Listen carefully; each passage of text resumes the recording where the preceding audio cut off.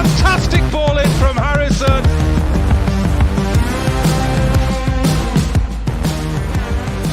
We're back.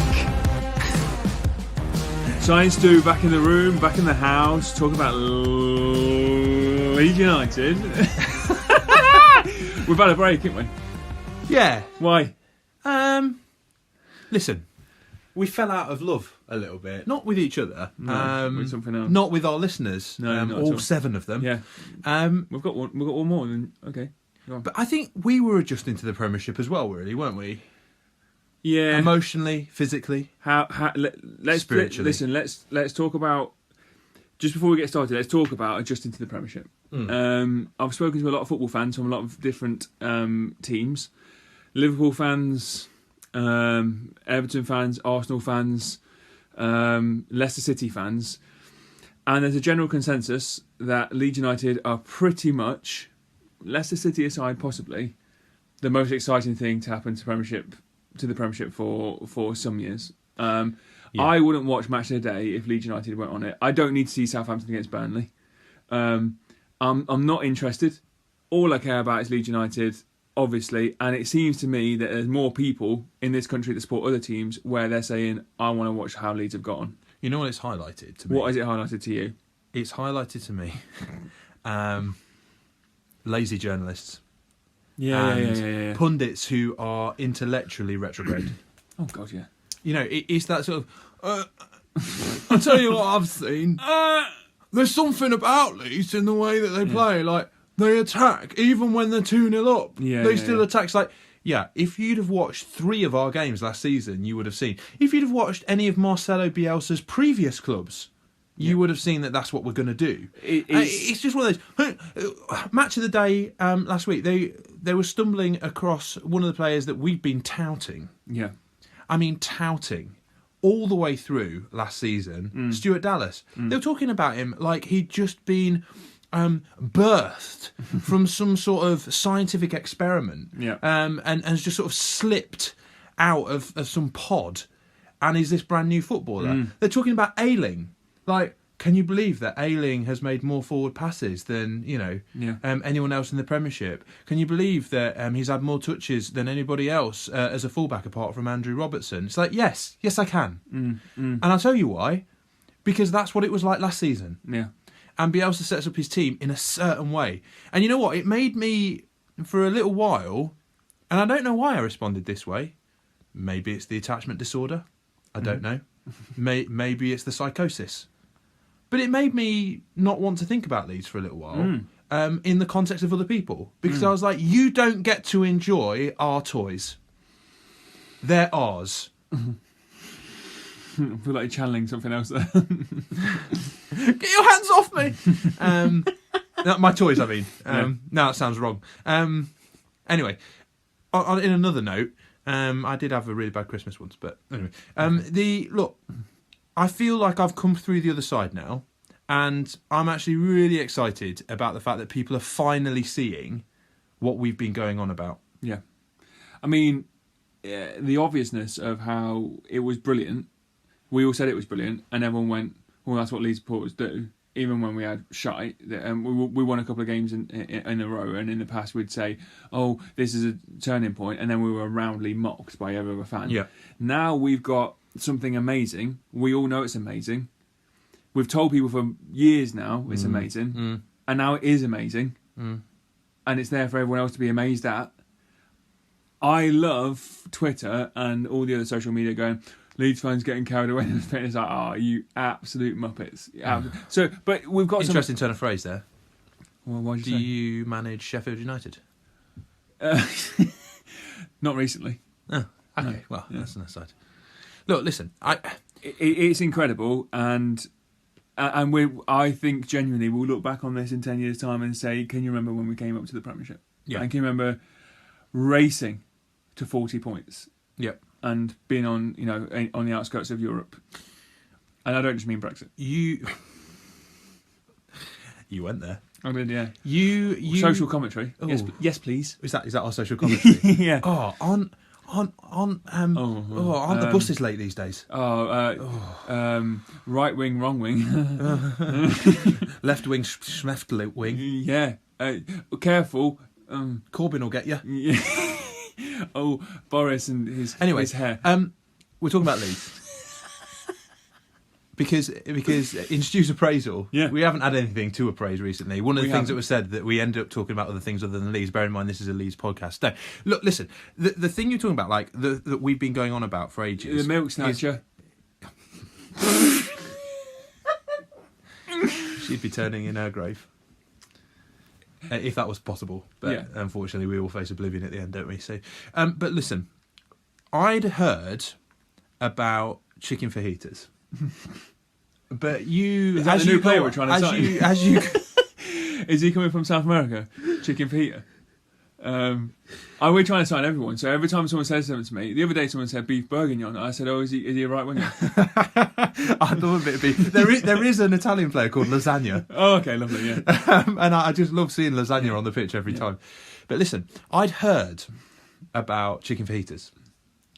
And you like to go on about how I'm this sort of troglodyte who has grown up effectively one step out of the cave. I'd heard about it, but I'd never experienced it. I'd seen the packs, Old El Paso, in the shops. And I'd been like... Old El Paso fajitas. Now listen, people had heard about Bielsa. Yeah. And there were hints. So I'd been to a restaurant that served fajitas. That was Bilbao versus Man United. Yeah. I had actually bought a pack of fajitas, Old El Paso, that then sat in my cupboard. Bielsa in the Championship. Brilliant. Then one day, I opened that pack up and I made myself some fajitas with guacamole. This is sour the worst cream, anecdote I've ever heard. Refried beans. Right, okay. You've taken... Okay. Doritos on the top. Yep. Bit of cheese. Iceberg lettuce for freshness. And they are now my absolute favourite thing to eat. If you asked me what I would like for dinner, every single night I would say chicken fajitas. Leeds in the Premiership. And that is why people tune in to listen to us. It's that level of commentary. It's that level of in-depth analysis that I think is going to drive us from 7 listeners to 8. Possibly down to 4. I think as soon as we start moving from chicken fajitas to talking about tacos, that's when we'll hit double figures. I've not got to that stage Okay. yet. So what point were you trying to make? That basically, people have heard rumours of Bielsa. They saw him tear apart Ferguson's Man United with Bilbao. They've heard other managers reference him, just here and there. There's hints. Yeah. We were going on about him in the Championship. People were hearing bits and bobs. The Arsenal game. Again, easy to just sort of think, oh, that was pretty good. And then it disappears. Like, oh, that was pretty good. Oh, okay, yeah. And then, now we're in the Premiership, they've taken a bite. And they like what they're tasting. Right. Well, Special combination of herbs and spices. Should we talk about the game? Let's talk about Sheffield. Sheffield United. The Blades. So, yeah, the Blunts. The Blunts. Yeah. The Knives. So, it was a funny old game. The Steelers. For me, but yeah, thank you. You're welcome. Else? No, I've run out. How about the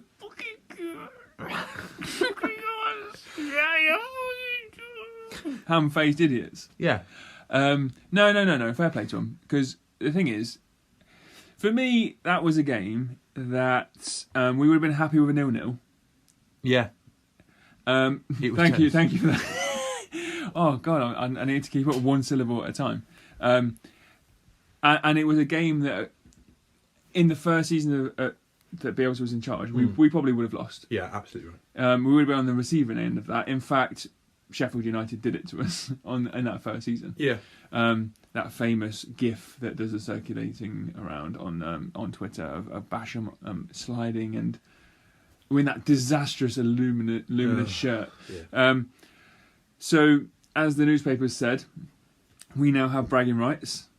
We have a couple of things to talk about. Wow, I'm going to brag. I've been bragging to everyone that wants to know about it. Because you brag when you get a new pair of trousers. I brag when I successfully go to the toilet without any major spillages. You're a braggart. I'm a braggart. And what I would say is, that game showed a couple of things about Leeds United. The first one was that we are starting to get I think there's a lot of luck involved in that. You do make your own luck. I tell you what, Jackie Harrison, woo, right?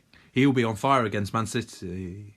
Yeah, but you know what? Whoever comes in for him will be vying for his place. So I mean, if Alioski's on the wing, so be it. I think he'll do all right. And Man City are like cultured players. They'll look at Alioski and go, Where is this third division Moldovan kind of North women? Macedonian? Well, no, no, but I think he would have been squeezed out of North Macedonia. Also, I'm not sure they're strong on geography. No. I think it would just be a bit too tough for him in Macedonia, and definitely North Macedonia. But I think he will be in places they won't expect him to be. Anyway, that's by the by. But so we're on the right end of a result. Like the roof? And for me, there's a really interesting question about Bamford here, because we spoke about Bamford at length last season. We rued him, we booed him, we tried to canoodle him. We also made slightly Nostradamus-like predictions about him, didn't we, Stu? I'm not sure I did. I think you may have. Yeah, I guess I did, didn't I? Remind me what I said, though. I forget. I think, like Nostradamus from times past. No, we mused about the idea that perhaps the Championship was too rough and tumble for him. It was too direct, almost. Too full on, too forceful, too. I think just proper bona fide English football is the Championship. Yeah. You could argue that the top tier of every single country it's like a European league. So how you play in Europe, and for me that's the difference in English football, probably since Alex Ferguson actually, is that we've introduced a European style of football. Yeah. Now, and do you think he benefits from that? I don't know, because I don't know anything about football. But something's happened in the past 3 games in which he scored 3 goals. Yeah. And not only has he scored 3 goals, but he's looked absolutely electric. Now, I don't know. I'm going to play devil's advocate. I don't know whether he's just happier being on a bigger stage. I don't know whether he doesn't want to do like a damp Tuesday in Preston. Yeah.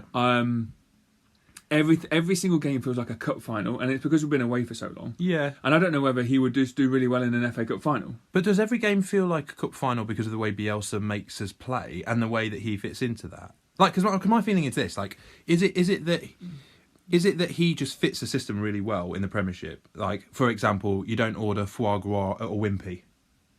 I did once, and you were laughed out of the place. They gave me a chicken fillet.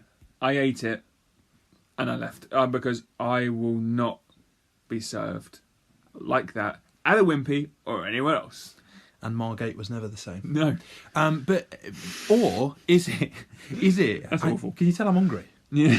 I've mentioned food like 7 times. Yeah. Or is it that just simply the way Bielsa has set the team up means that it is actually more suited to the Premiership? Is Bamford more suited to the Premiership, or are Leeds more suited to the Premiership? I think Leeds aren't suited to the Premiership. That's the fascination. They don't play football like anybody else. No. Lester Dave had a go at me the other day because I said that Bamford has had the last laugh. Because he was rejected by Chelsea and sent down, and ever since he's kind of languished. He's been a champion of the languishers. He's never been dreadful. He's always just been kind of okay. I mean, these are famous last words. The next 10 matches will be the making or breaking of that lad's career. I think he's a good striker. I think under severe pressure he can stand up, but under severe pressure we've seen him capitulate as well.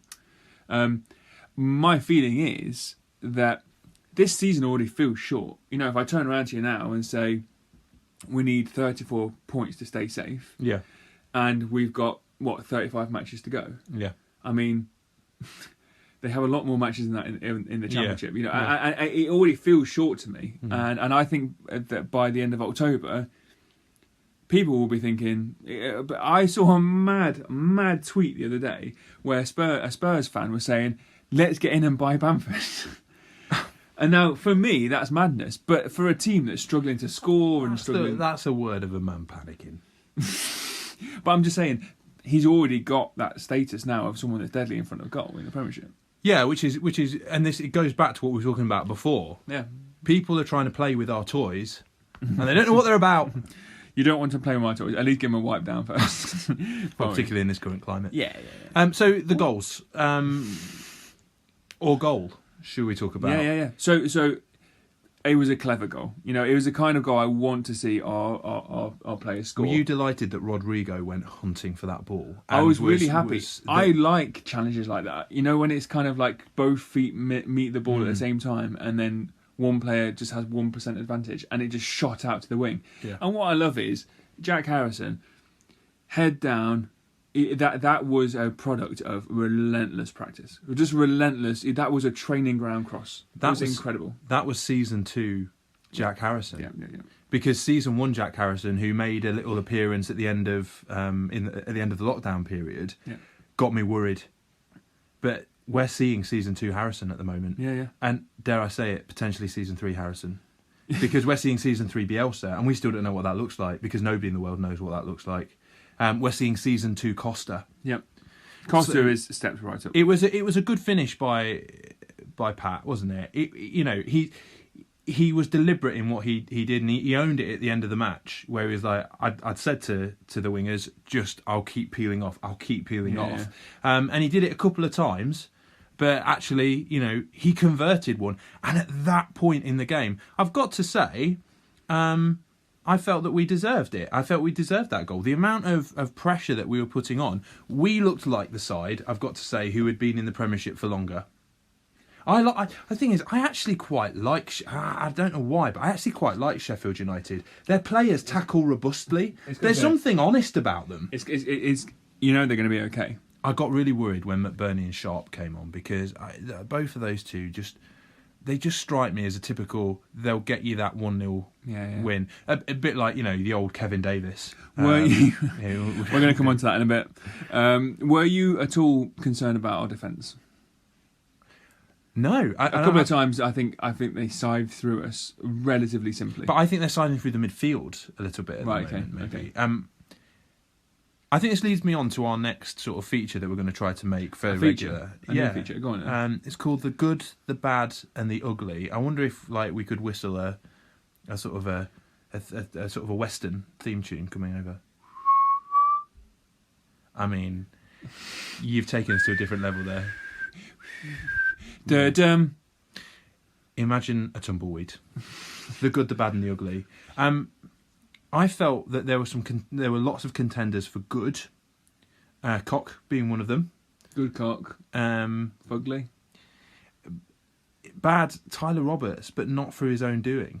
I feel sorry for that lad. He needs to go out on loan, I think. He needs to not be played in midfield. Yeah. So for me, the good, there are lots of contenders. Dallas, as always, standing agenda items. It's interesting, isn't it, when we spoke to the chaps from All Stats. Yeah. And they just, you know, John didn't rate Dallas at all. I know that they're pumping out, podcasts based on Dallas in the last couple of days, but I'd like to probably speak to him again and see what he says about it, because he is migrated to the Premiership with aplomb, if you don't mind me saying. Again, it goes back to, has he or has Bielsa's system, of which he is an integral component? And I'm happy to get it wrong, in that I was convinced that Douglas would be our left back, just because he had a bit more of a cultured pass, just that he had a little bit more of a specialism in that area. But Dallas he's undroppable at the moment. The interesting thing is, like, Ayling can have a bad game, but nobody calls for him to be replaced. Yeah. The problem that you've got if you're Dallas is you can have one bad game and people are like, oh, right, well, the left back, no one's sure what's going on there. So Dallas for me was good. I thought Coxon was good. Zikok. Cock stood out and shone brightly. Like a beacon. I thought Rodrigo, for me, looked hungry. Really hungry.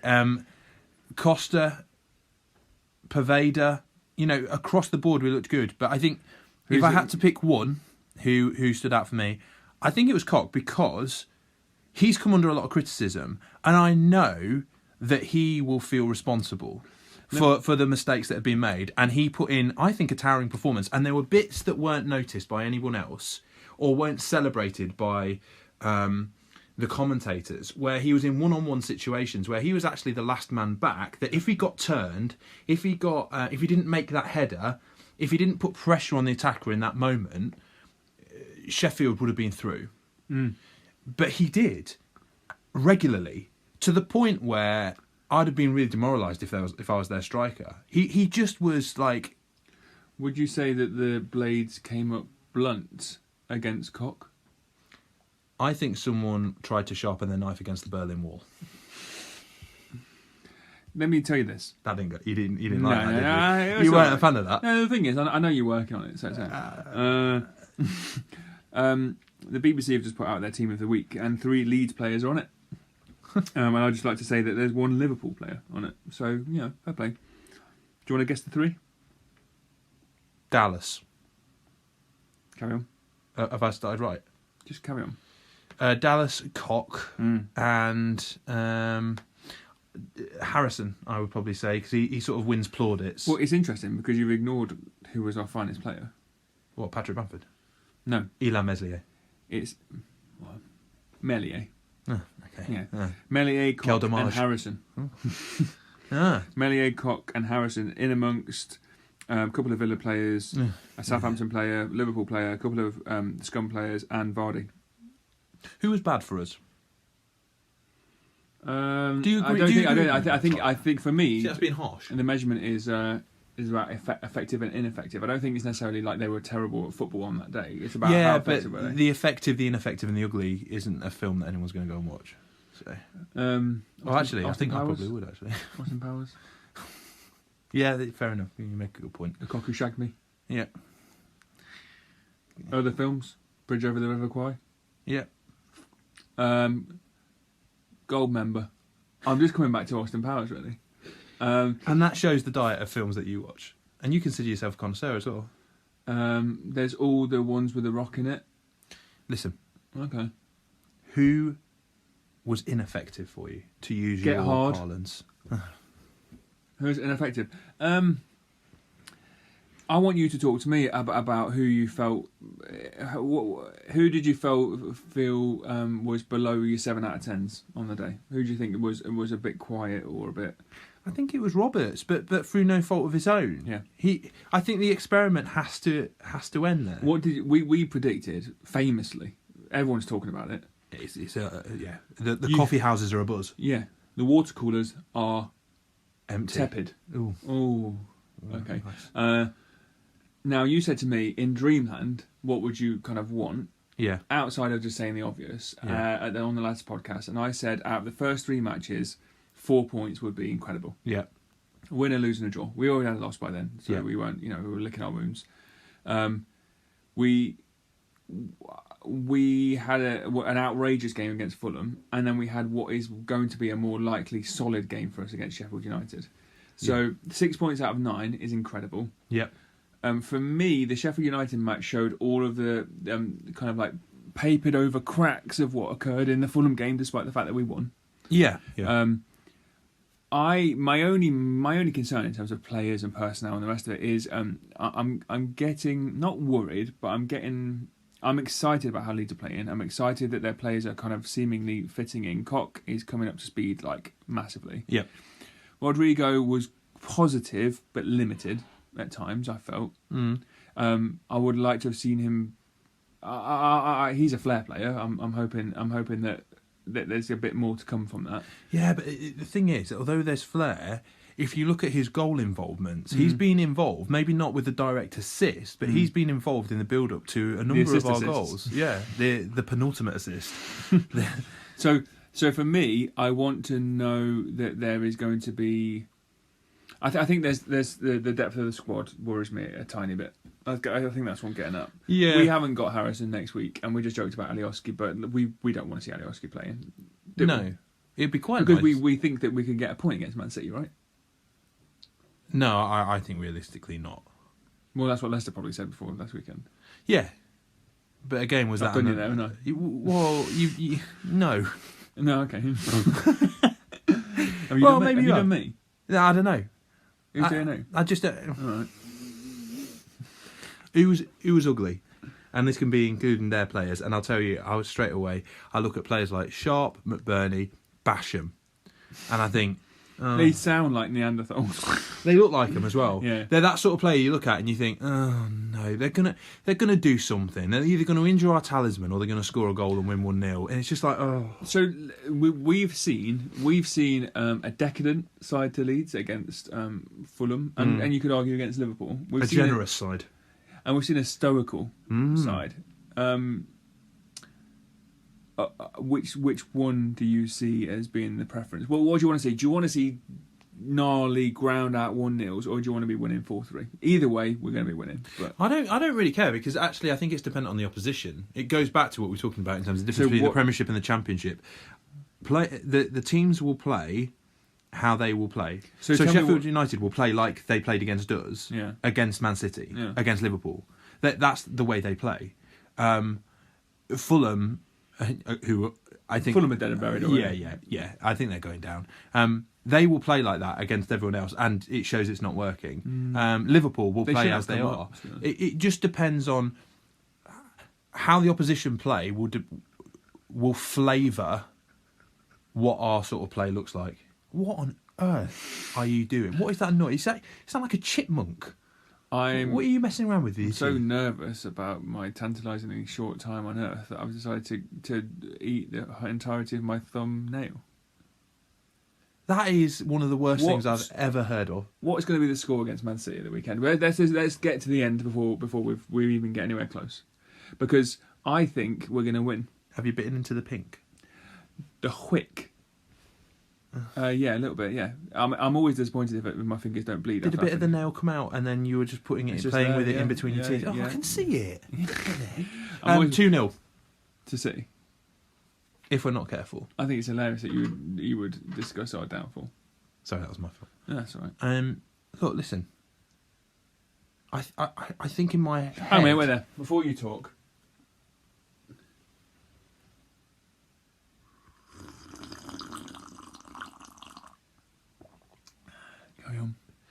I would say we're sponsored by Yorkshire Tea, but we're not. And also, it sounds like you were spitting it back in the cup rather than actually drinking it. I'm a seasoned, lengthy sipper did you of all things liquid. Did you?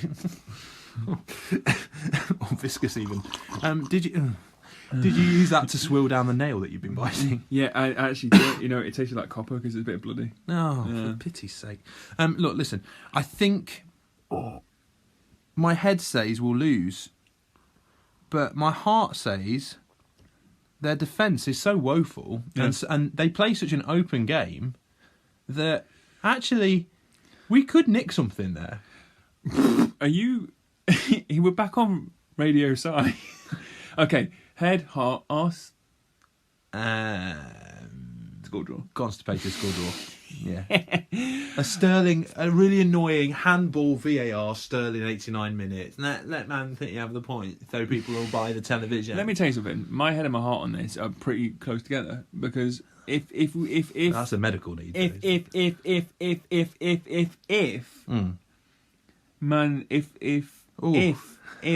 stuck. If Everton were playing Man City this weekend, and I said to you, how do you think they're going to get on? You're going to go, Everton are playing really well.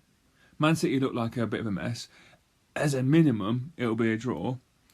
I could see Everton nicking it. But you're not saying that about Leeds, and that interests me, that you would be so negative towards our own club, the club that we represent, the club that we're proud of, and that you would be such a naysayer and such a negative Nelly. I've raised this before. Your sheer arrogance at times is astounding. Oh, yeah. What you've done there, just in case you're confused, is you have created a fictional universe.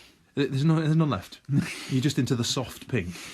You've created a fictional universe where you've asked me a question and I've answered in a way that is completely contrary to how I would answer it. You've then got yourself so lost in that story that you've then come back to make your point, convinced that I've actually said what you've just made up, and you think that that's proof that your point is right. How do you wake up in the morning, dress yourself, and face the day? If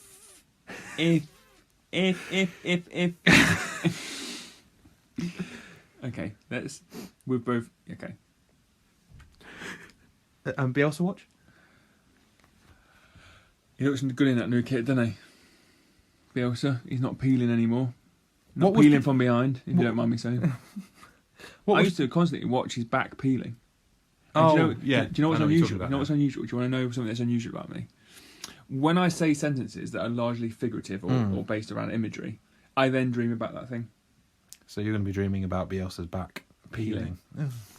And me having to push the fleshy... Whilst you're remnants. biting your nails. Yeah, and it's all bleeding. My mouth is filled with blood, and his back is all peeling off, and great big, disgusting. There's something dirty lumps. Freudian going on here.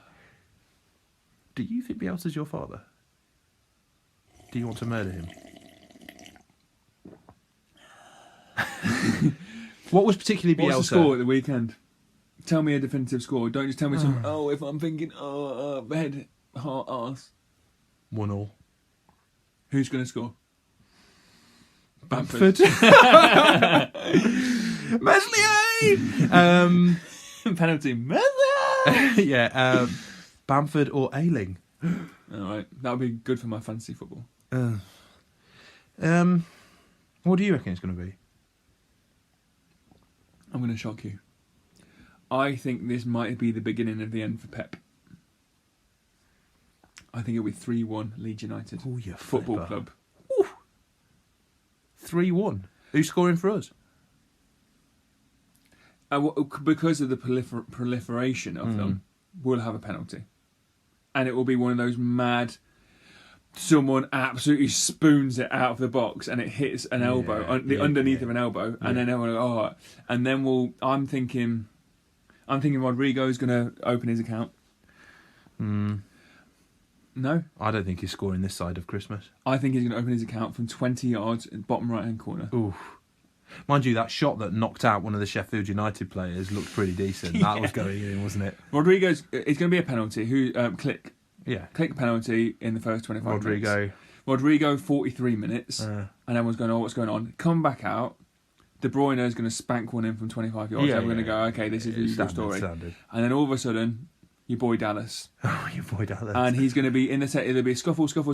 Ball comes into the box, hits someone's shins. Bang, Dallas, 3-1. Good night. God bless. We're going to shut up shop. That's it. I'd love that. But if that happens, imagine if that happens now. So it'll be 3-1. We'll have 9 points from 12. We'll be 1/4 of the way to safety. And that's how I'm viewing the season. Yeah. I think that's right, and I think that's a good way of doing it. I said in our first podcast of season 2. You've got carried away though, haven't you? That I've not got carried away. A little bit, yeah. Yeah. But I'm looking at the table already, Yeah. and it's like it's got ludicrous numbers like 0, 3, and 6. Yeah. The largest is 9, and I'm like, we're safe. We're in the European spaces. Yeah. I'm already getting that printed on my shirt. Yeah, European. He's got 21. We've got 6 points. Yeah. What was particularly Bielsa about this game? I think it was that actually it was two very evenly matched teams, and in fact the real winner of the day was the tactics. Yeah. The real winner of the day was tactics. As simple as that, really. It wasn't that we dominated possession necessarily. It wasn't that we had, I think we had an equal amount of shots on goal, more or less. It just felt like the small differences made the difference. And we had, afterwards I was kind of in communique with a Sheffield United fan on Twitter. No, he was being perfectly decent. And he was just saying, at the minute, they can't buy a goal. And I feel like we're on the opposite end of that spectrum. At the minute, it seems like everything we're doing towards the goal is happening. The clean sheet was pleasing as well, wasn't Meslier it? was incredible. I tell you what, that save, that was one of those saves where, you know the one save I'm talking about? Yeah. Where it was point blank. Yeah. It's a goal every time. Yeah. If any one of our players did that and missed it, we'd be fuming. If it was Bamford, imagine, he'd be back in the bad books again. Yeah. But he guessed where the guy was going. So he could have got it spectacularly wrong, but we wouldn't have blamed him because the guy was through on goal. Yeah, exactly. It But was he close in the guessed. penalty spot. He rolled the dice and actually came up with A 6. a 6. Well done. Your training wheels for metaphors are just about to I've come moved off. away from fajitas. Now, I tell you what I was pleased with. You're a is- famous fajita poet. Everyone knows that. Everyone knows Sai of Leeds Therefore I Am as the famous fajita poet. In the, People stop me in the street and say, "Talk to me about salsa." Is he the guy who eats fajitas whilst reading poetry? and invites people to watch him. And yeah. So go on, Melio. I was quite pleased with the fact that actually we looked like we had more of a quality squad. Yeah. Like, we're going to have to get used to going up surprise. against teams that have got like, James Rodriguez. You know what I mean? Like James, you absolute Neanderthal. James. Hang on, wait there. There wasn't enough spit on my... James. And when he calls... Listen, Messi? I think when he calls Messi, it will go something like this. Lionel! Is that your James? Yeah. James and Lionel. So James Rodders. Yeah. Like, we're going to have to go up against teams that have got players like that, and we're going to be like, look at our plucky little Leeds. We weren't plucky little Leeds against Sheffield United. We were a team with seasoned internationals in a way that was pleasing to see their quality compared to Sheffield's. What I thought was quite interesting was that detractors of Sheffield, who are few and far between, actually became more numerous on the basis of like, it's just them. Yeah. And that was that team that got promoted by the skin of their teeth. And I think that's unfair, but a lot of people said, they've lost their charm, everyone sussed them out, they're relegation. I don't think that's true. I think they'll finish somewhere between 12th and 10th, 12th, 14th, something like that. I think they're going to be okay, because the thing that they're good at, that you can't sell. You know, Chris Wilder has got a bit of nous when he puts together a team that's going to... Yeah. I know I think they're having a bad run to begin the season. I can see them having a good 10 games and being halfway up the league. Yeah, well, they need that, don't they? Because for every bad run, you need a corresponding good one. Thank you, Doctor. Well, how did you figure that out? Well, you know, the second law of thermodynamics, actually. But also, we're going to have a bad run. And I will predict it's going to be around Christmas time when our Lord... Yeah. Jesus of Nazareth. I can't even get it out. When he comes to visit, in some way, shape, or form, as I understand it, comes down the chimney and tells us, Feliz Navidad. Yeah. Happy Christmas. Here's me dad, Santa. Yeah. We will be trying to score a goal. Okay. And I think Sheffield will be kind of grounding a little bit then, and I think Sheffield United will start to get results around about the time. Jesus. Sum up the Sheffield United game in one sentence.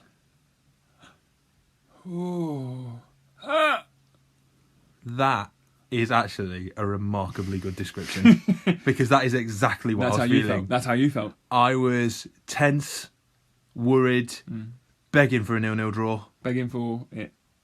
Yeah. Yep. At 0-0, I was like, okay, I'll take it. It was my birthday on that day. I thought, I'll take this. And as I sat there, quaffing Michelin star food at approximately, 1:30. Yeah. My phone called out to me and said that Sir Lord Patrick Bamford scored, and I just thought, that makes sense. Yeah.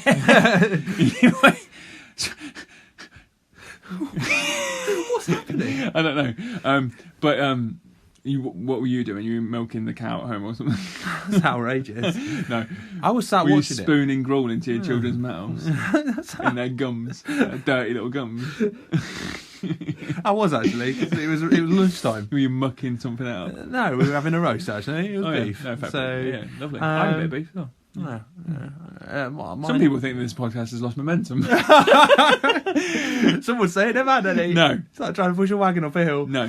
Like Sisyphus. Which ironically I was doing. Yeah. Not Sisyphus, I wasn't doing him. A bit old. I was trying to bring philosophy back into this philosophy podcast. Well, we've got a point. We'll get to that. Yeah, right. My sentence to describe it was, ooh, yeah. One more time in surround sound. Ooh, yeah. Okay, that's lovely stuff. I don't know what these people are saying that we don't sound professional. No, I mean, I don't want to talk about that, because I think one of the strategic things we have done is have a break so that the people that are being negative can actually just wander off and be negative about something else. Yeah, that's true. So now we've got pure positivity. Pure positivity. Brought to you by Leeds Therefore I Am, a product of Science Due Entertainment. I tell you what, it's genius. Right, It can't be. It just, Sisyphus. Who was he? Well, Sisyphus is a chap from ancient mythology. Yeah, made famous by Albert Camus. I mean, the idea of Sisyphus and Sisyphean sort of actions is that Sisyphus rolled a rock, a heavy rock, not too heavy that he couldn't roll it, but he'd roll it up to the top of a hill. What would happen when he rolled it up to the top of the hill? You say hill? A mountain, really. Yeah, it really was mountain. It would roll straight back down. And then what would he do with that rock? He would continue in his endeavour. He would turn around and he'd roll it back up again. And what is it a commentary on? Thusly,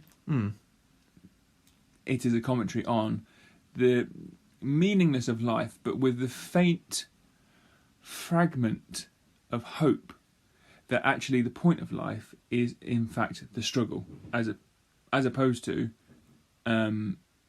being constantly concerned about working hard and frittering your time away. In fact, the struggle is, in fact, the point of life, as all other subjective meaning is placed there by humans and their imagination, and is actually false and failing. And Camus took it further, and he was like, it's not just that, it's ridiculous. Yeah. And it's absurd. Yeah. And so when we think of sort of our Sisyphean journey as Leeds fans, has Bielsa quarried the rock? Or are we still pushing it up a hill? Do you know what it is? I'm going to tell you what it is now. Is we have made it to the top, and a quirk of physics has allowed... A quark, you could say. Why would I say that? Because that's a physics word. Crack on. A quirk of physics has allowed the rock, which I see almost as the size of an Empire State Building, to balance upon a stiletto-like point for a very brief time. So, and we have a reprieve, because everything at the minute is effortless, and we are starting to inject meaning that actually has a value in a currency. But we're still in the absurd. But we're still utterly absurd, because we're standing around with a man who I see Sisyphus as having a loincloth. I don't know about you. I see him as a six-pack, a beard, and a loincloth. For me, he's always been weedy and just full-on naked.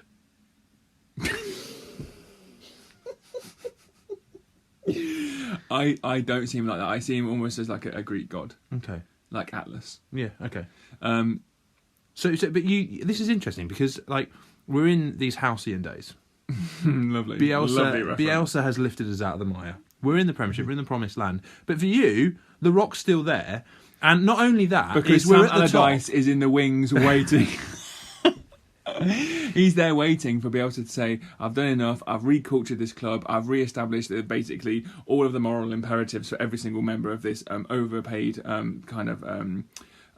mad, commercial, superficial facade that is football. And then one day when he slinks back off to probably go to a monastery or just sit there eating super hot chilies and farting in his retirement, we will get the drudge of English football to come along and go, hit it up front and get on the end of it with a Kevin Davies cat-like appeal. Listen, Kevin Davies was an amazing striker, so don't bring his name. Can we loiter into some interesting territory? I want to fire some names at you, and I want you to react, because one of the things that we always kind of think about is. So is this linked to your conviction that we are still Sisyphus, except some quirk of physics has kept that rock from rolling back down the hill, but it's inevitable because it's a stiletto hill. You're now going to throw some names at me. I want you to react in 2 sentences or less. Okay. I understand that you think a sentence is sometimes just a sound, so feel free to venture into that. Okay.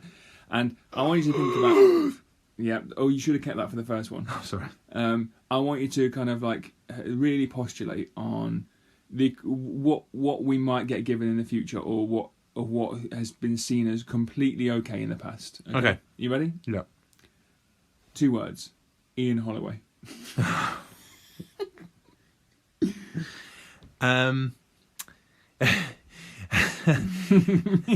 A win's a win.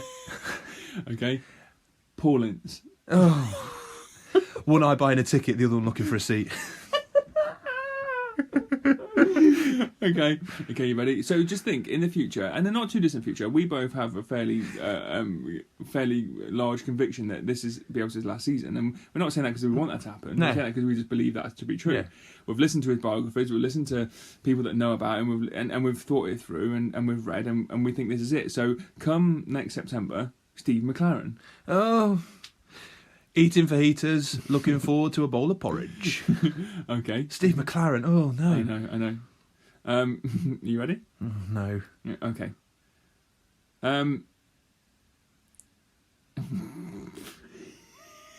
Sorry, there's just somewhere. I'm going to go with Peter Taylor. Oh. 2 sentences or less. Okay. Every single sound is like that slow Peter trickle Taylor. diarrhea. Just put big man up the top and he'll head it in the goal. Okay. All right. Lovely stuff. Paul Hart. Yeah, see, the thing about football is that what you got to do is you've got to score one more goal than the opposition. I'm going to give you one which is going to be shocking to you because I very much respect this man. Gianfranco Zola. Yeah, yeah, that would be a mistake. Laurie Sanchez. Look, the Sharks are circling. I don't like the name of any of these. Okay. I'm going to give you a great one, okay? And I want you to rap. The Rap? response. Rap the response. And that sounds like impossible to you. John Barnes. Do you remember he tried his hand? No, I know he tried his hand at rap. I mean, and at football management. Listen, I have got it's a fleeting sense of dignity. Yeah. So I'm not going to rap. Okay. John Barnes shouldn't come anywhere near our club. Okay. Paul Jewell. I actually quite like Paul Jewell at the time. No, it's just so underwhelming, though, isn't it? You're going from Bielsa to Jewell. It's like, I had a Fiat Punto Grande and I traded it in for a Peugeot 305. I was like, oh, great. Orange as well, it was. Okay. Terracotta. I've got 3 more names for you. I'm going to fire them at you. Megson. Prison. Allardyce. Prison. And finally, and not leastly, I'm going to go for Pardew. Operation U-Tree. He's done it! Okay. I don't want any of them near our club. I'd rather have Corberan back. Well, let me tell you something. The reality is... Pochettino. Oh, but he's going to get snapped up before then. Oh, maybe not. He will. He will get snapped up before then. Oh. I just want Ruud Gullit. Zidane? Okay. So, no, that's just a little bit of fun. As opposed to the serious commentary that came before it. I guess in some ways what it makes you realise is how fortunate we are to have what we have at the moment. And, you know, if we are back in the days where we've got a Megson, we've got a Pardew, if that's in a decade's time, we can be those fans that always look back and say, do you remember when we had Bielsa? Yeah. Do you remember when we had Wilkinson? Mm. Do you remember Reeve? You know, all of that. Yeah. Bielsa, I think, has entered the pantheon. I'm going to be bold. I know, it's hereditary. I think that Bielsa is well. the greatest Leeds United manager that there ever was and there ever will be. Now, I can't predict the future, despite the fact that, like Nostradamus, my flights of fancy are like the wings of a futuristic dove. No, like Nostradamus, you've just said loads of words and some of them have happened to stick. Yeah. Ooh! You'd know. Takes one to know one. Yeah. Yeah. Okay. So, we talked about Sheffield United. We talked about Man City. We talked about the players that we thought did really well and the players that just did pretty well. We've talked about Sisyphus. Talked about Sisyphus. You're convinced we're still on a Sisyphean journey. I don't think we are. I didn't really finish my point. Oh, I did. I just... Oh. I feel like... You don't even know if you made your own point. I feel like we're in stasis. I think Bielsa's quarried the rock. Tell me something. Are you honestly telling me, hand on arse, that that in 10 years' time you can't see us with a Paul Jewell at the helm, getting the ball out to the wing backs to lob it forward 60 yards just to have it to come My straight back. fingers are spread. Okay. The hand is where it needs to be. In 10 years' time, we are going to be perennial top 4 candidates. Oh yeah. 10 years. Is that all? Yep. Next year. No, where look at the names that have been associated to us. Look at the buzz that Leeds have created. Look at the size of our club. Look at the infrastructure that we're building. We are on the up. Okay. Thank you for that unnecessarily energetic response. Juani did it, and you were like standing up and saluting, mate. Yeah, but he openly admits that English is his second language. So listen, let me tell you, I've got 2 words for you that's going to excite you. Okay? Croissants. Okay? I don't know who this guy is. I don't know where he's come from. I know he plays for Bayern Munich.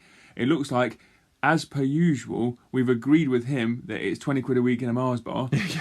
But the club are going, yeah, we want some money as well. Yeah. So, do you know anything about this guy? Are you excited? What do you think? Can we just cut through the nonsense at the moment? Nobody knew about Rodrigo de Paul until he wasn't a household name. And now we're all talking about him. We're dying for this guy to arrive. It's like, you didn't know who he was. He's a seasoned international. Yeah. He's the mainstay of the Argentinian national side. We even said it ourselves.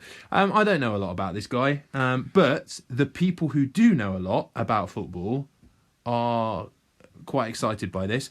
Bayern fans are falling over themselves at the moment to say how stupid a deal this would be for Bayern. Can I put something out there? I don't know why the transfer market is the way it is. It seems like to me at the minute, if you're a well-known club like PSG and Man City, they put an extra 30 million on the price. They're buying 29, 30-year-olds for mad money. Yeah.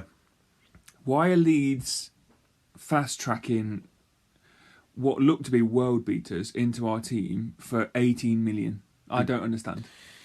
I think there's a number of factors. The fact is the continental market I think it is cheaper than the UK market. So you've got the UK tax. Can you believe that we wanted Shea Adams not that long ago? I know. It's a madness, isn't it?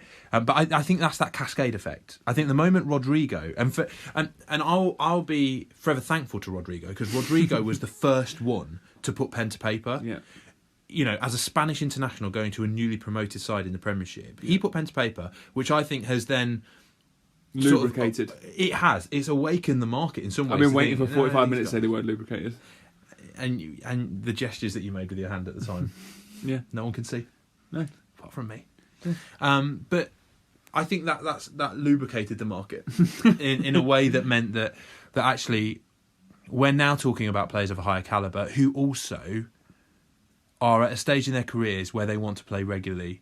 I like the business that we're doing at the moment.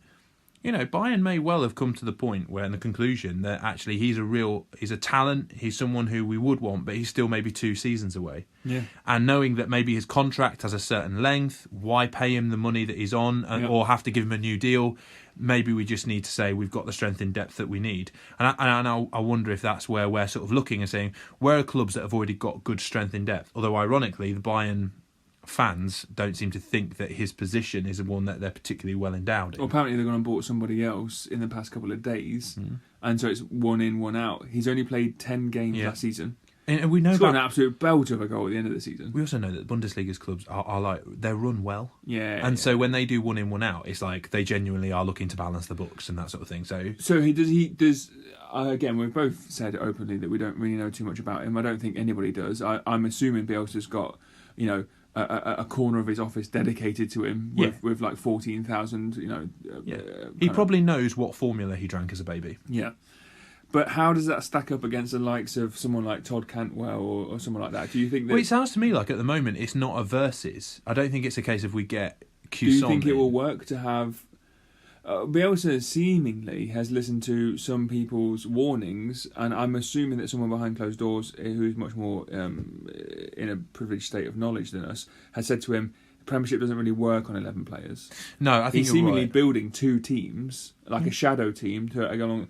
Do you think that works? Do you think that you could have 8 or 9 players waiting in the wings to come in, and they'll play effectively. It's got to, because actually, if you look at the top Premiership clubs, they have larger squads than us. Yeah. Of quality. Yeah.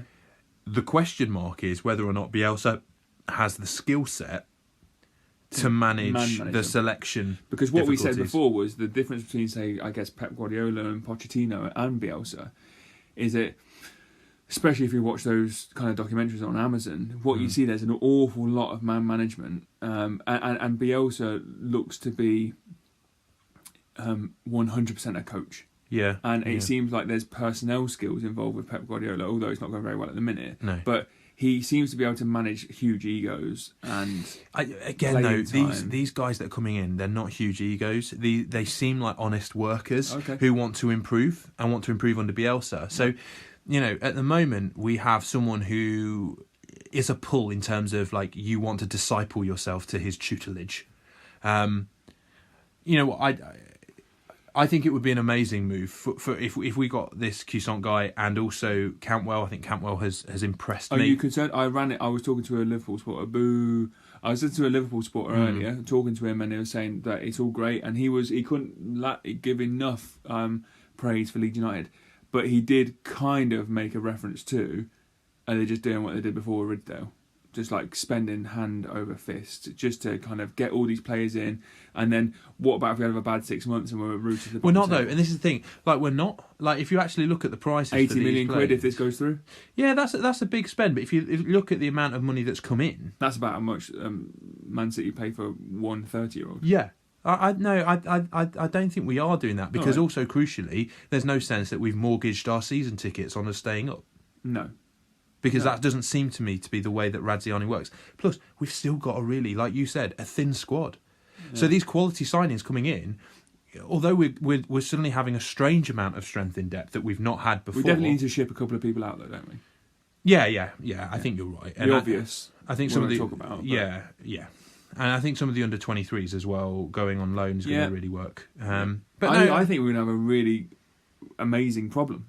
I think there's going to be some people that are knocking in goals for fun and having huge amounts of assists, and they're playing for Oldham or whatever, and then all of a sudden we're going to be saying, well, how can they not come back after a year and be part of the team? It's exciting times, mate, and it's one of those that, like I said, fell out of love with it all a little bit. Yeah, I don't know why. It was an emotional response, I think, to wanting a PlayStation, getting a PlayStation, and then not liking the first game that I played. Yeah. But then going back to it and realising how good it is. Yeah. Having played a Super Nintendo beforehand. I tell you what, the analogies just keep dripping out, don't they? Dripping is exactly right. But so I'm excited for the season to come. I really am. And actually, I think this is a great time to be a Leeds fan. Do you think that there will be a point when I feel like we're a bit of a joke team at the minute to some other teams? Yeah, with the fact that there have been links to Holloway and Blackpool and the way they went. Do you think there'll be a point? We're a different beast. If we win, say, the next 3 out of 5 or 4 out of 6, do you think teams will start being really nasty and cynical against us? I think yesterday's result probably started that thought process. Maybe not amongst the fans of opposition clubs, but definitely amongst the players and the coaches. Yeah. Yesterday's game was a mature game. This weekend's game, was a mature game. It was a well-managed game. Yep. It was a tense game. That's a scary game for the likes of Arsenal or Man United, where they go, if we go toe-to-toe with these guys in the last few minutes, if we don't keep concentrating, then there could be something that comes out of nowhere. So I actually think in some ways yesterday... Other teams in the top 6 would want us to be playing 4-3s every week. Yeah, absolutely. Absolutely, because they know they'll outscore us. Yeah. Whereas in this one, it's like, well, the chances are we're going to score in a game. So if you want to beat us, you need to score at least 2. Yeah. And suddenly seeing us coming up with clean sheets... Yeah. Admittedly against a side that's not scored this season yet, but at the same time, it's still a solid Premiership team. Absolutely. A team that was up there.